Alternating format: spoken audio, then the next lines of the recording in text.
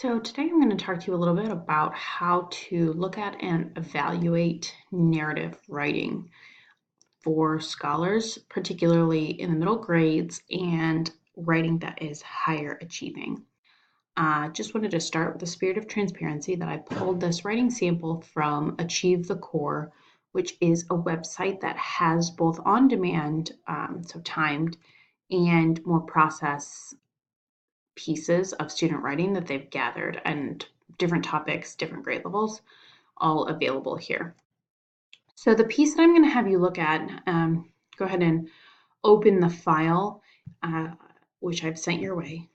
It's a 7th grade on-demand writing task.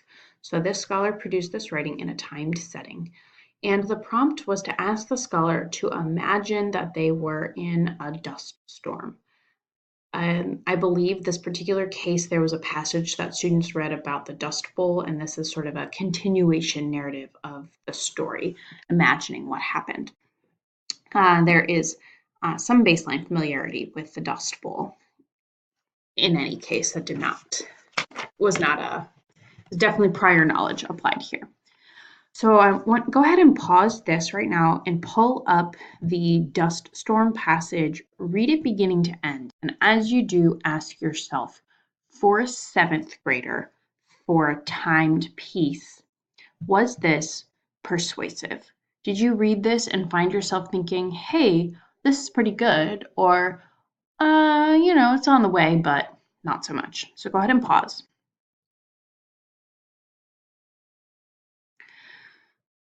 Welcome back.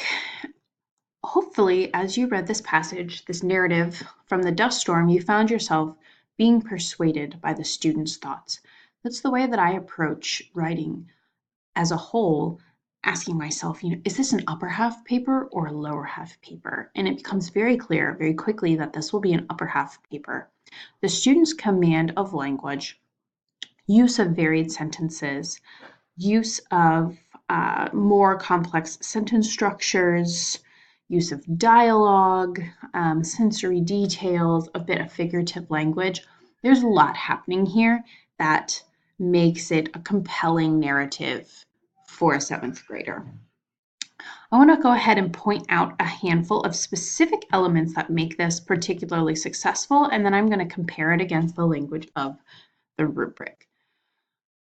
We see a sentence that begins the whole piece that doesn't start with I or the, and as a matter of fact, the first paragraph, the introduction, does some good work with sentence variety. There's also more loaded language, the clunk of the mail slot, frantic news reporters. And we end the introductory paragraph ends with this teasing foreshadowing of what is to come. So I thought they were crazy until they were right. We have a bit of urgency that builds through this scholar's foreshadowing. And as a general rule of thumb here, the scholar has a command of conventions that feel appropriate. Once again, in the second sentence, we've got a nice transition that explains the passage of time relatively concisely and shows this building problem in just one turn of phrase. Days went by, the hot temperatures got worse.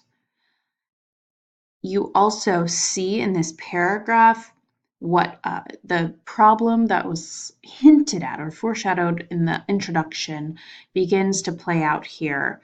There's a lot of heat, and we have a family, so bigger family introduced. We get real character names, and we have this bit of dialogue to see this building crisis, whatever it may be. And if you can hear that in the background, that's my daughter. So thanks for bearing with me. We have here in this rising action a kind of a pretty abrupt transition to a scream that's high-pitched and sprinting outside. But in this paragraph, we really start to see some good use of language.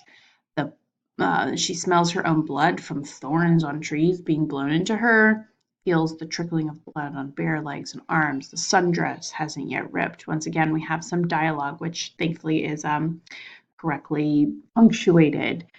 We get this image of the fallen treehouse and this ominous something behind the trees.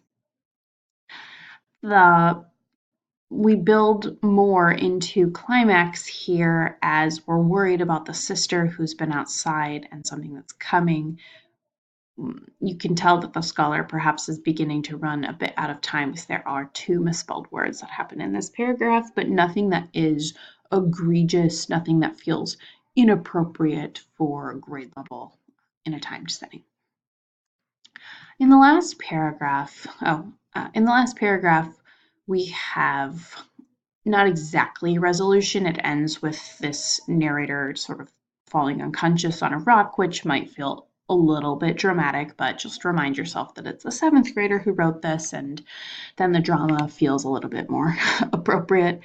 We have other just really wonderful uses of sentences here, like over the hills rather than sun and clouds, I saw it.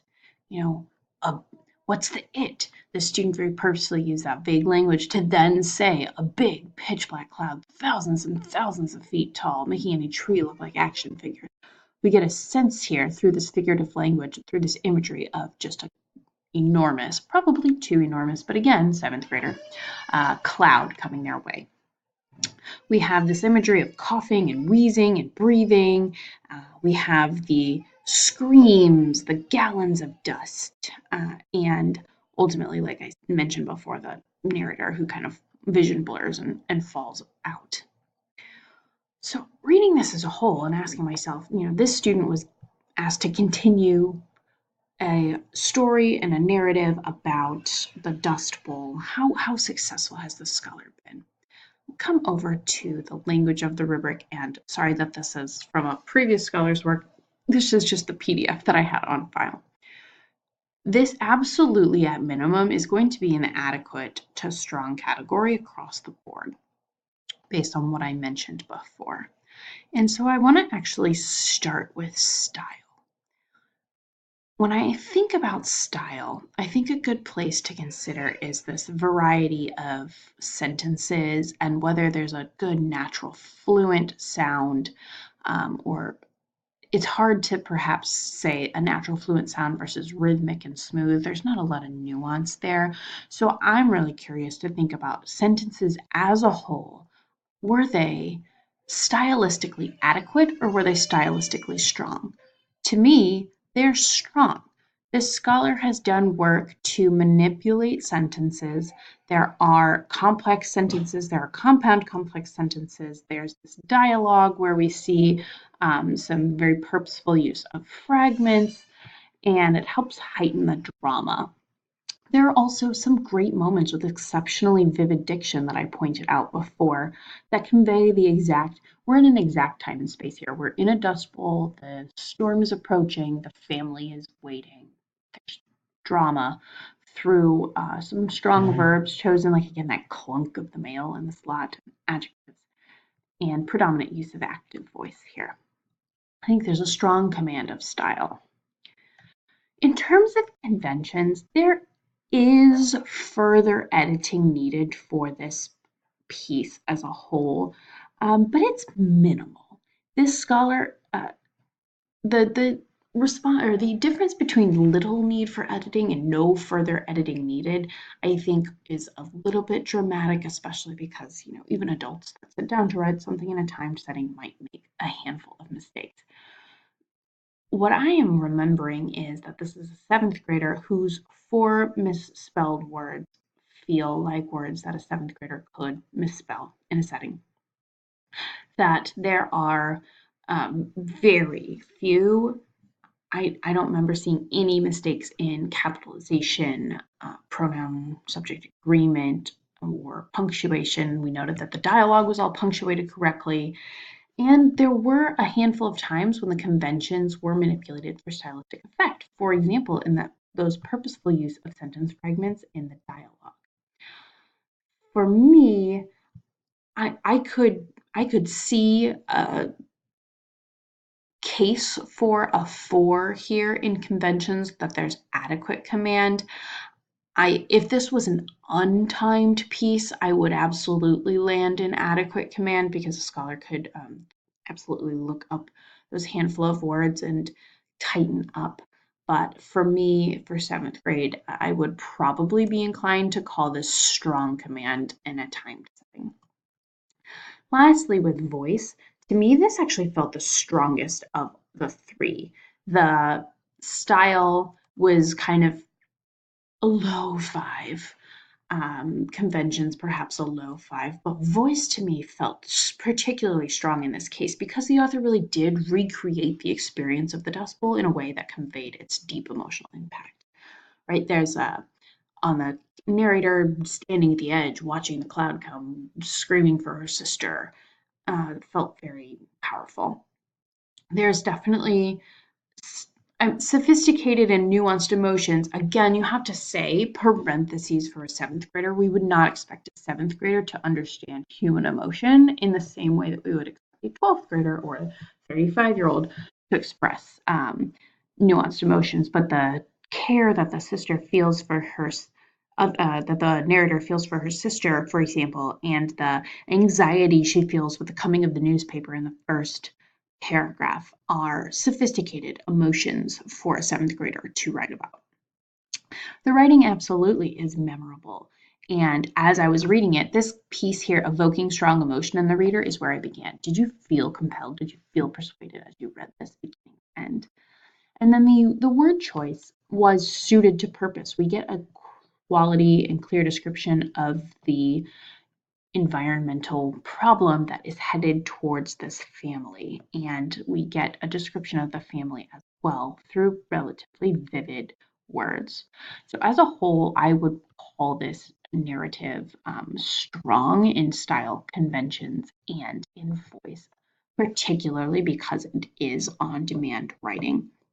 But even if it weren't on-demand writing, I would still say that the voice merits a 5 and is strong. And so all of those things were strong. If I were going to push this scholar, I would push this scholar in a couple of ways. And I'll bring this piece back up here. It's a bit uneven what gets focused upon and what does not. And I would probably give the scholar just a bit more time in the planning phase to make sure that there's not quite such a flipping of pages, if you were, to this very dramatic event that kind of goes from there's something ominous happening to extremely dramatic very quickly. And that I would also encourage the scholar to do even more with sentence variety. The scholar predominantly uses compound sentences, a bit of complex sentences, and then a handful of what is, hinting towards loose or cumulative sentences. And I would recommend the scholar do even more work with short sentences to emphasize moments that are dramatic. So I got to the end, staring in shock at the terrifying sight in front of me is a long-winded sentence, rather than something more like, I saw it. This right here could be its own sentence standing on the page, and how powerful would that be to then be followed up in the next sentence with the big pitch black cloud. So I would encourage the scholar to continue syntactical variants as their number one place for room of growth. There's a lot of